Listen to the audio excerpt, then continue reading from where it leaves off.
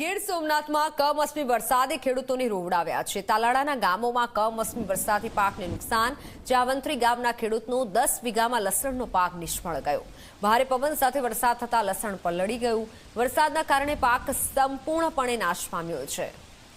આપ જુઓ આ બરવા દ્રશ્યો કે જ્યાં એક ખેડૂતે લસણનો પાક વાવ્યો હતો, પણ આજે અણધારી આફત આવી, જેના કારણે ખેડૂતોએ માથે હાથ દઈ રોવાનો વારો આવ્યો છે। લસણનો પાક સંપૂર્ણપણે બગડી ગયો છે। 10 વીઘામાં લસણનો પાક નિષ્ફળ જતા ખેડૂત અત્યારે ચિંતામાં છે। કેટલું લસણ હતું? શું સાકી? 10-12 વીઘાનું લસણ હતું। પવન કેવો હતો? પવન જોરદાર પવન હતો।